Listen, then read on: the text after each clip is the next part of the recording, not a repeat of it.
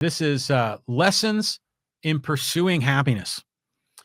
And this is a topic that I just found fascinating. The more I've dug up on this, the more I've learned.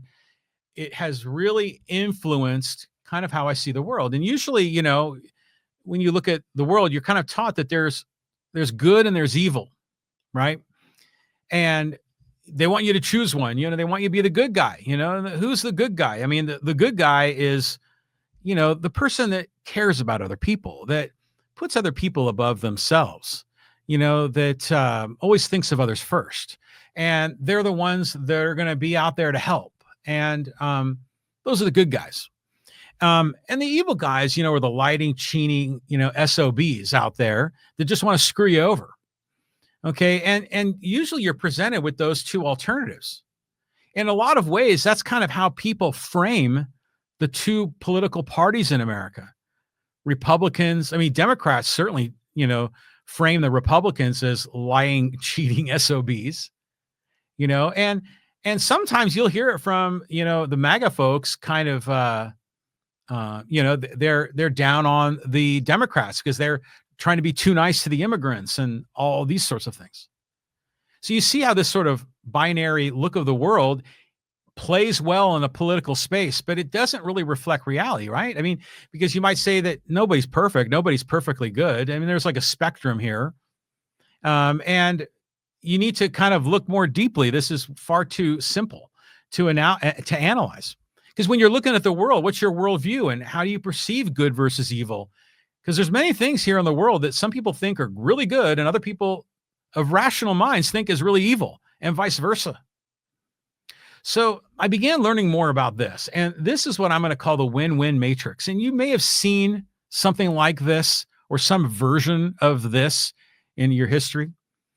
But, if you imagine an X axis and a Y axis, and one of them is for me, for myself, and the other one is for your partner and the person that you're engaging with, what kind of a relationship are you building with another person? And you can see that there are win-win relationships where both people benefit from the relationship. A good marriage is a good example of a win-win relationship where the husband and wife or the spouse and the spouse, they both bring value to the marriage. They both help support the combined team, and they're both sharing common goals and achieving success. That's win-win. But there's also lose-win, where one side loses, the other side wins. And then there's the flip side of that win-lose, where one guy wins, the other guy loses. And then, of course, there's lose-lose, which no one likes that. No one wants to have a relationship where both parties lose. So if you see this sort of like as a different perspective of simply just good versus evil, let's see if we can place some characters into this matrix that kind of tell the story more effectively. Boom. In the lose-win box, I have Mother Teresa as the classic example of the lose-win mentality. Now, Mother Teresa is a saint in the Catholic Church. She was recently, what's the word for it? There's a term for the process of becoming a saint, but was recently made a saint. I think like in the last, didn't John Paul II do that before he passed? So like maybe within the last 25 years or so. Mother Teresa is the symbol of the person that has gone to the streets of Calcutta in India, where poverty is its most dire, and has sacrificed her life, and her good middle class upbringing, and sacrificing a comfortable lifestyle, and has given up her life to helping the poor in Calcutta. She is bearing the burden. She is carrying the cross, taking the sword. She's losing in her life so others can win. Now, for many people, see Mother Teresa as a heroic figure. The Catholic Church made her a saint. And we could debate that, but it's to her, this isn't a classic lose-win. Mother Teresa loses so the poor can benefit and win. Now, who's an example that's a win-lose? And there's a pretty obvious one. If you pay attention, that's Donald Trump. Donald Trump is the guy that sees the world as win-lose. How many times he says, hey, I'm a winner and you're a loser. We hear that from him all the time. And Donald Trump is screwed over his contractors. When he's been in business, he's gone bankrupt and screwed over his vendors. He's not paid contractors that have done work in his buildings. He wants to rig elections, but only rig them in his favor, not in the other guy's favor. So he thrives on win-lose, because win makes him feel good about himself, and having a loser, helps differentiate him from others, makes him feel superior to that person. But from a political point of view, it's a very powerful weapon, because it preys on people's perception of who they see as problems, who they see as evil, and let's make those bad guys lose, and then we can win.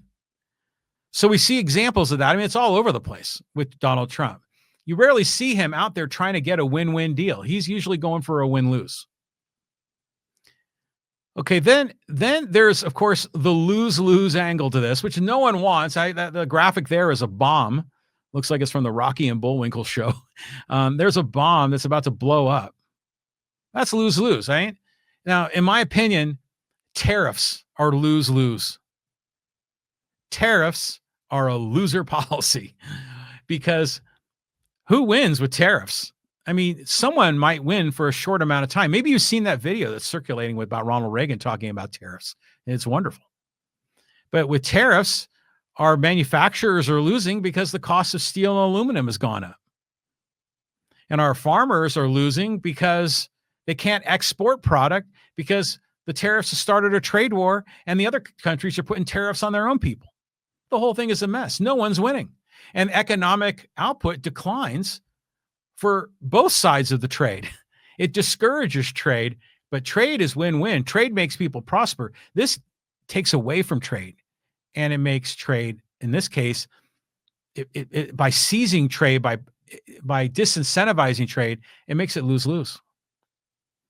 And then finally, what is the win-win? And right up there at the top, I have two people shaking hands, two people coming to an agreement that I'm going to help you and you're going to help me. And isn't that the basis of most relationships? Whether it's a personal relationship or a business relationship or it's a family relationship, it's the best ones are win-win. Those are the quality relationships to pursue. But it gets confusing here, because sometimes people think that win-lose is a win or lose-win is a win. And other people sometimes think win-lose is a loss or lose-win is a loss. And they get confused on some of the things. So I'm not going to go way into detail on this, but I wanted to first sort of put this paradigm on the table, because I'm going to be using it a lot more in my future podcasts to kind of sort of position ideas and concepts on where they lie in this matrix. And some of these policies that some people perceive as a winning policy, they lose sight of how other people are losing. Or are they really losing, or instead are they just not winning as much? And you can see how there are degrees to this, and we're going to get into that. But the win-win matrix, lessons in pursuing happiness, and I'll have more of that in a future episode.